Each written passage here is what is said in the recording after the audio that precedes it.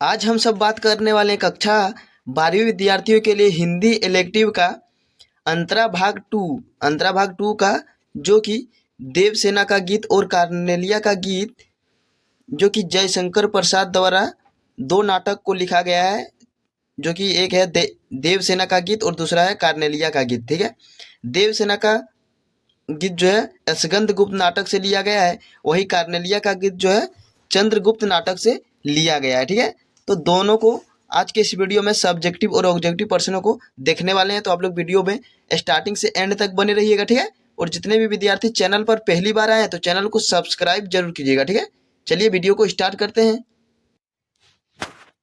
चलिए, सबसे पहले जयशंकर प्रसाद जी द्वारा रचित देवसेना का गीत, जो कि यशगंधगुप्त नाटक से लिया गया, इसके सारे ऑब्जेक्टिव और सब्जेक्टिव प्रश्नों को देखते हैं। ठीक है, चलिए देख लेते हैं। पहला प्रश्न है, देवसेना किसकी बहन थी? देवसेना जो है यह किसकी बहन थी?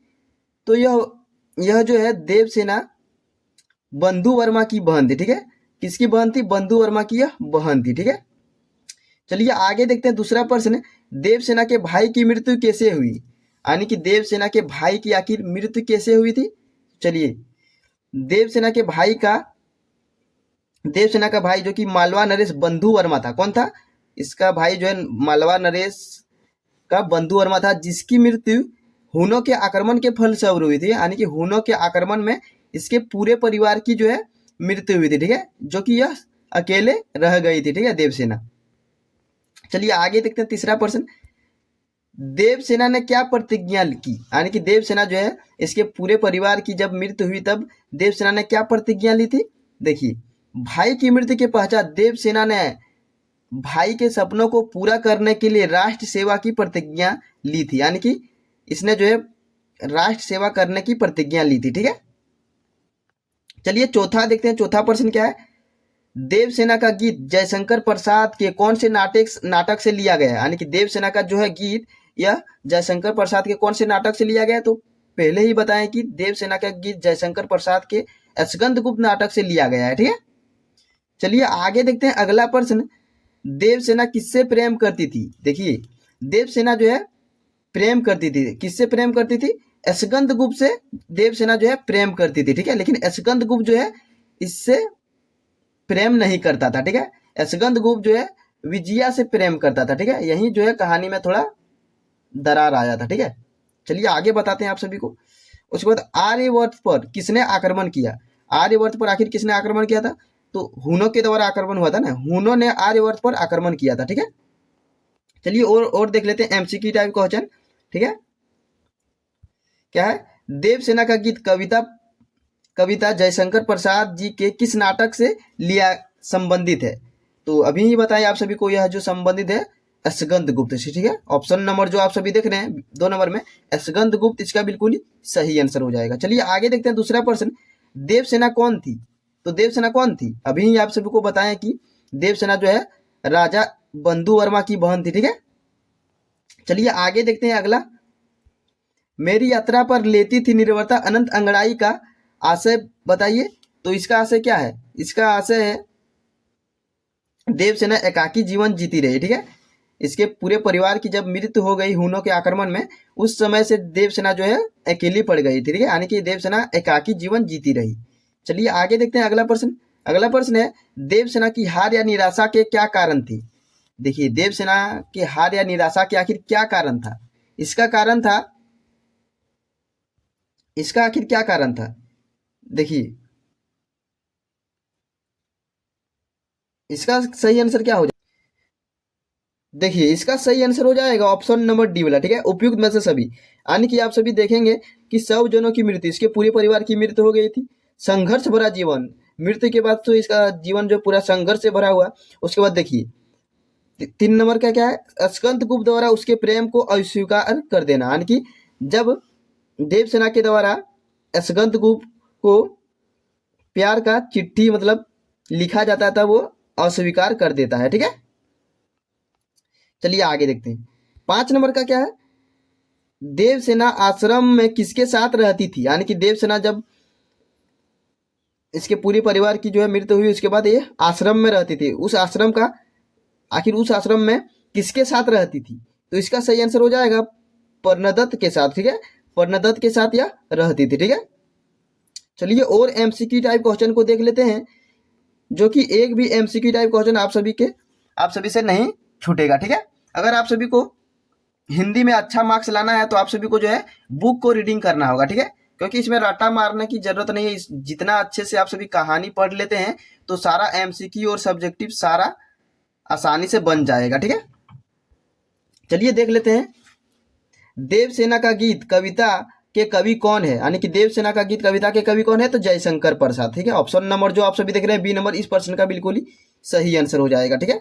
चलिए दूसरा देखते हैं, देवसेना ने जीवन की संचित पूंजी को किसके समान गवा दिया? देवसेना ने जीवन के संचित पूंजी को जो है किसके समान गवा दिया था? तो मधुकरियों के समान। ऑप्शन नंबर जो आप सभी देख रहे हैं बी नंबर, मधुकरियों के समान इसका बिल्कुल ही सही आंसर हो जाएगा, ठीक है। चलिए आगे देखते हैं, तीसरा प्रश्न, देवसेना किस धरोहर को लौटाने की बात कहती है? देवसेना जो है किस धरोहर को लौटाने की बात कह रही थी? देखिए इसका सही आंसर हो जाएगा ए और बी दोनों, ठीक है, यानी कि स्कंदगुप्त का प्रेम और राष्ट्र सेवा के प्रति भाव, ठीक है। चौथा प्रश्न है, देवसेना ने स्कंदगुप्त के परिणय निवेदन को किस कारण ठुकरा दिया? यानी कि देखिए हुआ क्या, एक्चुअली हुआ ये कि देवसेना जो है स्कंदगुप्त को अपने प्रेम का इजहार किया तो स्कंदगुप्त ने ठुकरा दिया इसको, ठीक है। उसके बाद स्कंदगुप्त जो है विजया से प्रेम करता था, ठीक है। किससे प्रेम करता था स्कंदगुप्त? विजया से। जब स्कंदगुप्त विजया के पास गया तो विजया ने इसके प्रेम को ठुकराया नहीं, ठीक है। तब इसको बाद में पश्चात हुआ कि चलिए हम फिर से देवसेना के पास ही जाते हैं और उसी के पास अपने प्रेम को स्वीकार लेते हैं, ठीक है। लेकिन बाद में जब यह आया तो इसने नहीं स्वीकार किया, ठीक है। देवसेना ने फिर से यह नहीं स्वीकार किया। आखिर किस कारण से नहीं स्वीकार किया? तो देखिए भ्रम के कारण, ठीक है। ऑप्शन जो आप सभी देख रहे हैं सी नंबर, भ्रम के कारण इसका बिल्कुल ही सही आंसर हो जाएगा। चलिए आगे देखते हैं, 5 नंबर का प्रश्न, शर्मित सौपन के मधुपाया में इस पंक्ति का सौपन से क्या अभिप्राय, यानी कि सौपन से क्या अभिप्राय है? तो देखिए इसका सही आंसर हो जाएगा स्कंदगुप्त की मधुर स्मृतियां, ठीक है। ऑप्शन नंबर डी वाला हो जाएगा। चलिए आगे देखते हैं, 6 नंबर का प्रश्न, देवसेना के जीवन रूपी रथ पर कौन सवार होकर चल रहा है? यानी कि देवसेना के जीवन रूपी पद पर कौन सवार होकर चल रहा है? तो इसका सही आंसर हो जाएगा परले, ठीक है। ऑप्शन नंबर बी वाला हो जाएगा। चलिए आगे देखते हैं, अगला प्रश्न, उसने हारी होड़ लगाई पंक्ति से किसने हारने की बात की गई है, यानी कि किससे हारने की बात की गई है? तो इसका सही आंसर हो जाएगा विपरीत परिस्थितियों से, ठीक है। ऑप्शन नंबर जो आप सभी देख रहे हैं ए नंबर, विपरीत परिस्थितियों से हारने की बात कह रही है, ठीक है। 8 नंबर का प्रश्न देखते हैं, देवसेना के जीवन रूपी यात्रा के अंतिम समय में उसके साथ कौन था? तो उसके साथ अंतिम समय में कौन था? निर्वरता, ठीक है। ऑप्शन जो आप सभी देख रहे हैं निर्वरता, इस प्रश्न का सही आंसर हो जाएगा। चलिए आगे देखते हैं, अगला प्रश्न, मधुकरियों को भीख में कौन सा अलंकार है? देखिए अलंकार को लेकर एक ट्रिक लाने वाले हैं। मधुकरियों क्या है? मधुकरियों को भीख में कौन सा अलंकार है? तो इसका सही आंसर हो जाएगा अनुप्रास अलंकार, ठीक है। चलिए 10 नंबर का प्रश्न देखते हैं, देवसेना की करुणा क्या कर रही है? तो देवसेना की करुणा कर रही है हाहाकार, ठीक है। ऑप्शन नंबर जो आप सभी देख रहे हैं बी नंबर, सही आंसर हो जाएगा। चलिए आगे देखते हैं, अगला प्रश्न, देवसेना के अंतिम मोड़ पर देवसेना द्वारा ठुकराने के पश्चात स्कंदगुप्त कौन सा व्रत लेता है? तो स्कंदगुप्त जो है जब स्कंदगुप्त फिर से विजया के पास गया और अपने प्रेम का फिर से इजहार किया तो देवसेना ठुकरा दिया, तो उसके बाद स्कंदगुप्त द्वारा कौन सा व्रत लिया गया था? तो आजीवन विवाहित रहने का, ठीक है, यानी कि जीवन भर शादी नहीं करने का। चलिए आगे देखते हैं, अगला प्रश्न, अगला है, कवि ने अपनी पुत्री का दर्पण किस प्रकार किया? कवि ने अपनी पुत्री का जो है दर्पण किस प्रकार किया था? तो देखिए इसका सही आंसर हो जाएगा अपनी समस्त पुनीत कर्मों। चलिए अब सब्जेक्टिव प्रश्नों को कुछ देख लेते हैं। मैंने भ्रमवश जीवन संचित मधुकरियों की भीख लुटाई पंक्ति का भाव स्पष्ट करें, ठीक है। पहला प्रश्न है, मैंने भ्रमवश जीवन संचित मधुकरियों की भीख लुटाई पंक्ति का भाव स्पष्ट करना, ठीक है। चलिए आंसर पढ़ते हैं, देवसेना स्कंदगुप्त को पाना चाहती थी, ठीक है, बहुत अच्छी बात है, पाना तो चाहती थी लेकिन उसको मिला था, नहीं मिला था। उस समय स्कंदगुप्त उसकी ओर आकर्षित ना होकर विजया को पाने के लिए प्रयासरत रहे थे, ठीक है, यानी कि स्कंदगुप्त जो है विजया को पाने के लिए प्रयास कर रहा था, ठीक है। देवसेना स्कंदगुप्त के प्रति प्रेम का भ्रम पाले हुए थे, ठीक है, यानी कि देवसेना सोच रही थी कि स्कंदगुप्त भी क्या है, स्कंदगुप्त भी मुझसे प्यार करता है, लेकिन वह तो विजया से प्यार करता था, ठीक है। उसके बाद उसे अपने जीवन में जो कुछ भी उपलब्ध हुआ था उसे वह संभाल नहीं पाई, वह अपने जीवन की सारी पूंजी को लुटा बैठी, बाद में आगे चलकर वह अपनी इस भूल पर पछताती रही, ठीक है। चलिए आगे देखते हैं दूसरा प्रश्न। दूसरा प्रश्न है, देखिए आप सभी किताब को अच्छे से रीड कीजिए, ठीक है, तभी आप सभी को ये सारा प्रश्न समझ में आएगा। दूसरा प्रश्न है, कवि ने आशा को बावली क्यों कहा? तो कवि ने आशा को बावली क्यों कहा? देखिए, कवि ने आशा को बावली इसलिए कहा क्योंकि व्यक्ति आशा के भरोसे जीता है, सपने देखता है, प्रेम में आशा की डोर पकड़कर ही वह अपने मोहक सपने बुनता है, भले ही उसे असफलता ही क्यों ना मिले।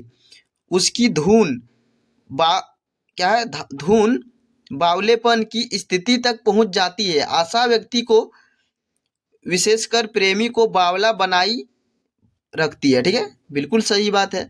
चलिए आगे देखते हैं तीसरा प्रश्न। तीसरा प्रश्न है, देवसेना स्वयं को भ्रमवश का वेदना पाने वाली कहा, क्यों? आखिर इसने अपने आप को भ्रमवश वेदना पाने वाली कहा, आखिर किस लिए कहा था? चलिए आंसर पढ़ते हैं।